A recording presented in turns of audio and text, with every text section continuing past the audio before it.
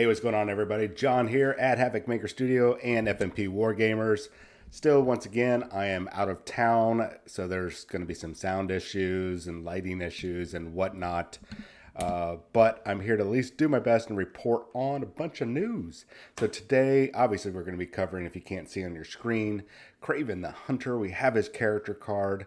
And then also, we're going to dive into some Games Workshop silliness. So first, let's talk about Kraven the Hunter, Mr. and I'm gonna probably butcher this name, Sergey Nikolovich Kravenov. Okay, so he is coming out very soon. He's going to be partnered up with the Lizard, and I believe probably late June or July is when that set of characters will come out, which will also likely include Mysterio and Carnage.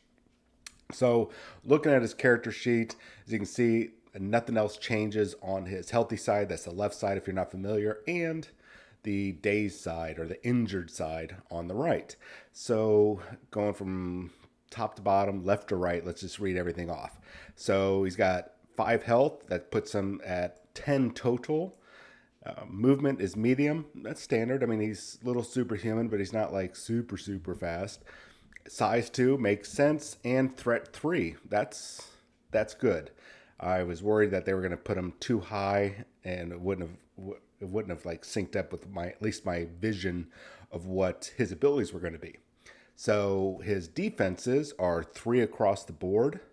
So 3 physical, 3 energy, and 3 mystic. Makes sense. I can handle that. The Kukri Strike. This is his basic knife attack, range 2, strength 5 or 5 dice, and 0 power cost.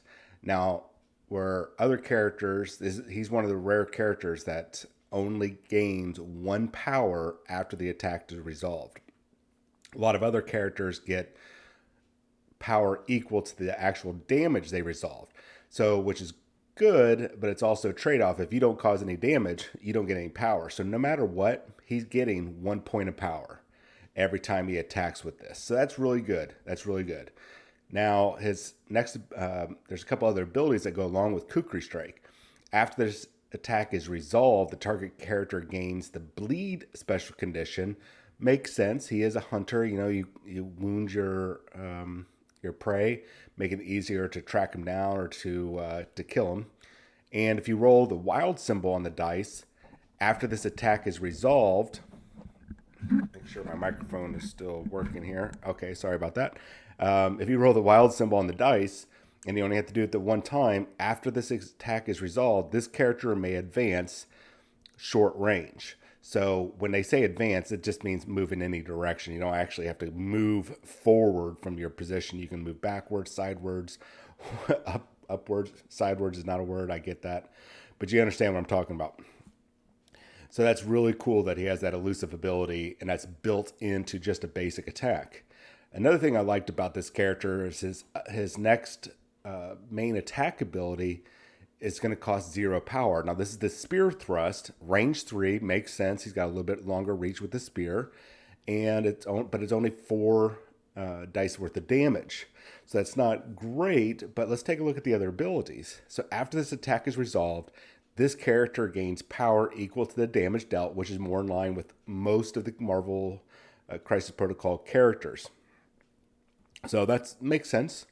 If this character has already attacked the target character during its activation this turn with the Kukri attack, which we just got done reading, you get to add 3 dice to this attack roll. So it's like a 1-2 hit. So, or using, basically it's like a dual wield hit. Though I don't see too many people actually dual wielding spears and daggers, but hey, whatever. It's his thing. But so if you hit him with that first attack, now you're going to get to add 3 dice to this. So now it goes up to a strength 7 attack, which is a lot more comfortable. Still at 0 cost, ladies and gentlemen. Most of these second attack powers cost anywhere from usually around 3 upwards to 8 power. So if this character has advanced or been placed during its activation this turn, after this attack is resolved, it may advance medium. So not only do you get to move a little bit from from the elusive, if you manage to pop that off, no matter what, you get to advance medium after this. That's a lot of movement. That kind of shows his superhuman speed and reflexes, and it's kind of his, I would say, almost animalistic fighting style. You know, he's an apex predator type killer. So let's take a look at his superpowers. Well, and I use superpowers, that term, lightly. If you guys are thinking, well, he doesn't have superpowers, or some people that don't, it's just a catch-all term that they use for this game. Okay, so we have the first one, Corner the Beast. It's going to cost you 2 power.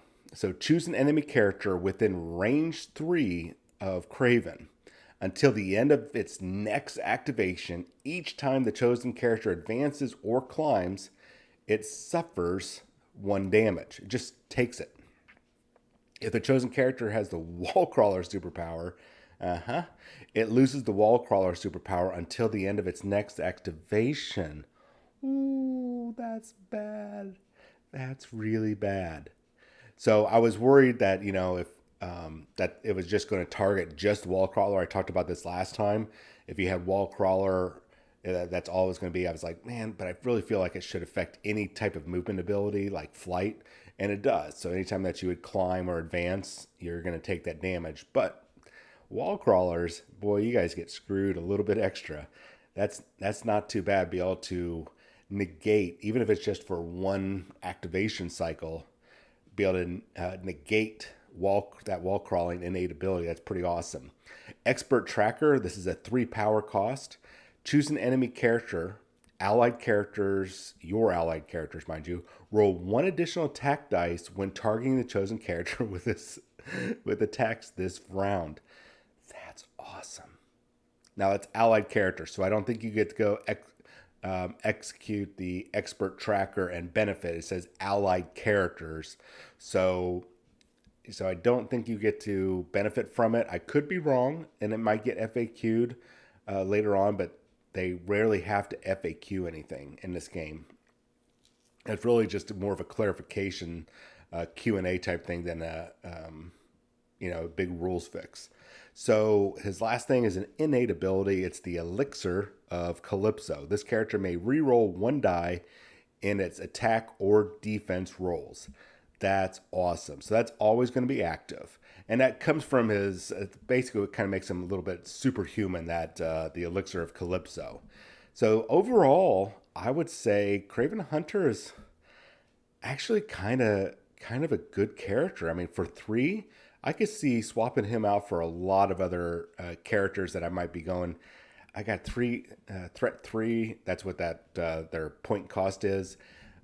Man, I don't know who to take, and I usually just grab some random person that really doesn't fit. But it looks like Kraven might actually just fit right in.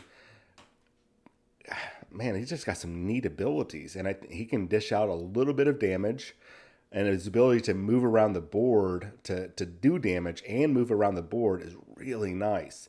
And the ability to slap Expert Tracker on a chosen character that boosts up everybody else's attacks. Especially when you got those juicy, hard to kill characters, or I'm sorry, hard to knock out or daze characters. It is getting that 1 additional dice could be the nail in the coffin. So, all right, let's move on.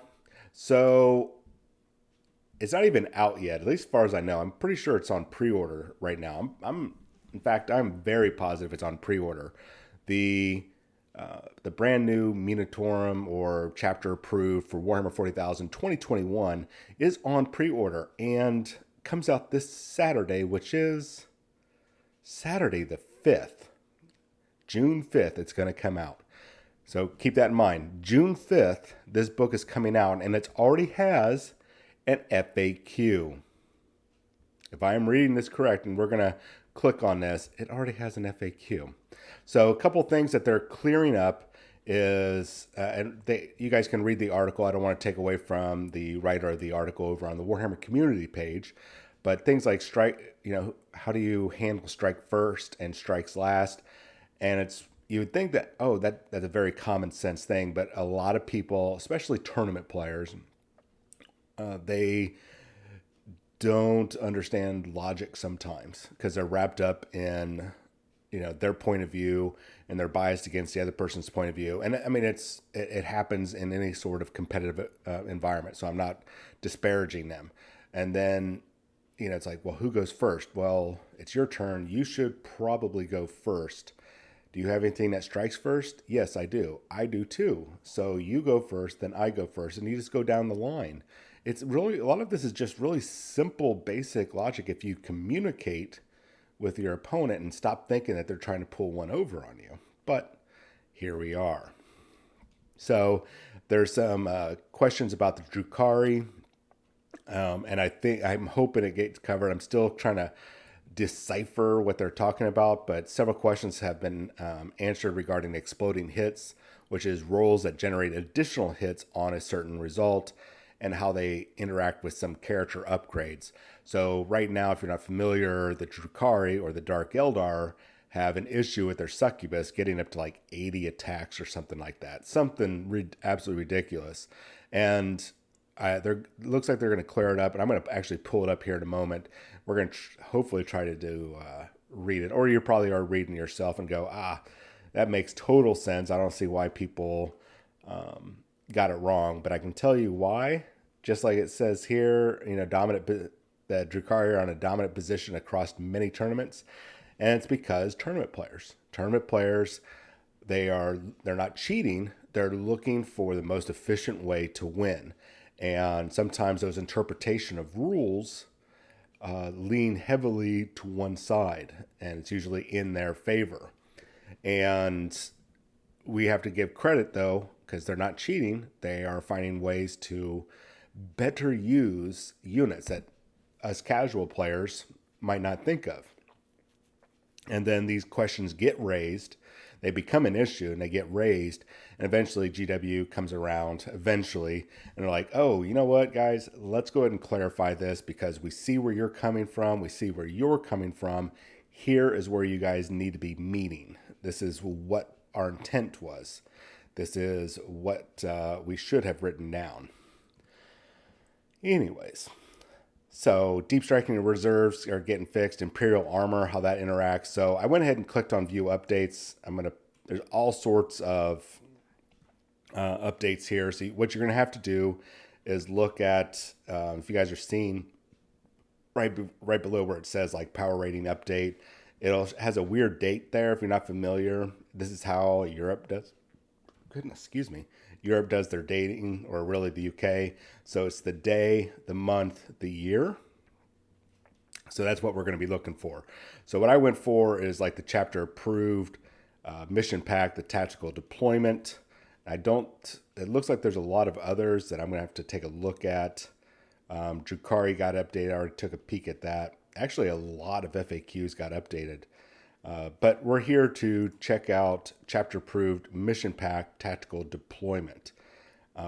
Now, is this the 2021 version? I'm pretty sure. So, because why put out an FAQ for the old version that comes out this Friday? Let's see if we can find. See if we can find the thing that they were talking about. Here we go. Attacks that make multiple hits. Maybe is that it? Let's see. Some rules typically weapon abilities tell you to roll more than one dice for each attack, and each time an attack is made with the weapon, make 2 hits instead of 1. I don't know. These are all very lightly covered. You know what? We're going to probably have to do another analysis of this, but it looks like some of this has got cleared up. So if a rule tells you to make more than 1 hit roll for each attack made, each hit roll is treated as a separate attack made against the same target. If a rule generates additional attacks during the attack sequence, those additional attacks never benefit from the rules that tell you to make more than 1 hit for each attack made, and they can never themselves generate additional attacks, which makes sense. But in true Games Workshop fashion, sometimes when they do, let's go 25% of the time, when they write rules, they forget that they need to be a little bit more thorough in their explanation. And I think they do it on purpose. This is like dipping into conspiracy theory type of territory, but I think that they do it on purpose. The reason why I think that is because it sells. Because you might not be selling a whole bunch of models, but if you all of a sudden go, hey man, go ahead and put this in there, we'll FAQ it later, because they're going to buy the piss out of the succubuses.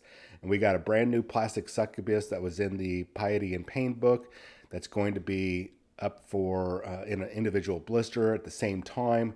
Let's go ahead and do that. And they drop it, and all of a sudden they just start selling those models.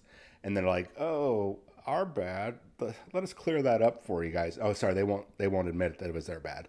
That was like, hey, you know what? There's some confusion. We're going to go and clear it up for you guys because we're generous. I think that's what it really comes down to. So just a couple of little snippets I can read in here. In these cases, the additional attacks can never benefit from the rules that let you roll more than one hit roll for each attack being made. They can only ever generate one additional hit roll for each attack being... Oh, did I just double read that? Yeah. But all other rules that are triggered by attacks or that apply to attacks, such as rerolls or modifiers conferred by other rules, apply to each additional hit roll. In addition, these additional attacks cannot themselves trigger any rolls that would generate. Okay, so basically they're saying that your ability that lets you get additional attack rolls only work for that ability. They don't stack to any of your other abilities that might generate additional attack rolls. So basically, what people were doing is they would get all these attack rolls, and they have these multiple abilities that generate additional attack rolls, and then they would start popping off additional attack rolls because they got those attack rolls, additional attack rolls, allowing more. Basically, it came out to I think it was up to 80 attacks with the succubus from Drukhari. That might be a slight exaggeration, or it might be right on the nose. But the point being is that they're correcting it. I don't know if this corrects it 100%, but it looks like they've slimlined it to where you're not getting all those super additional attacks. Because I think common sense dictates, hey guys, you should not be getting 80 attacks off of one model. That's just never been a thing for a Games Workshop. But we go with raw, which is rules as written. And if the rules as it's written says, hey, you're going to be able to get up to 80 attacks until it's corrected, we do that because your interpretation, when we start putting rules as intended, that's assuming that we know what the rules writers were going for, and we don't know what their intent was until they come out and tell us. And that's why we have to wait for FAQs to adjust this thing. So I think this is going to nip a little bit Drukhari in the butt, not too much, but I think it's going to neuter that succubus down, and probably a couple of the other units. So make sure you head on over to the Warhammer community page, take a look at your favorite army, and see if there's an FAQ. I'm going to go ahead and get my Space Marine one ready. I need to see what, and my Ultramarines, see what needs to get adjusted. I would highly recommend that you guys jump over there and just double check, because you don't want to go to an event or go to a game and realize, oh my God, I've been screwing you guys over because the new FAQ, or get called out for it saying there's a new FAQ out, and you know that there was a new FAQ out, but you didn't take the time to read it. And now you're getting called out for it and oh, I didn't know. Yes, you did. We know you did, Todd. So just go ahead and get it corrected. And for the record, I only know one Todd, and he doesn't play Warhammer 40,000. So I'm not referring to anybody in particular. Anyways, I hope you guys got something out of this. Let me know what you guys think down in the comments about Kraven the Hunter. I'm pretty excited about that model. He's really cool. Rules-wise, even though he's a real dick in the comics, but I'm not here for that. I'm here just for the cool-looking model and having him on the tabletop. Even though I don't play that much, he's still a pretty awesome-looking model. So I will be back later on today with another video. I am working on that and getting some graphics up after I do some caretaking for the family. And you guys have yourself a wonderful Wednesday, and I will talk to you later. See you guys.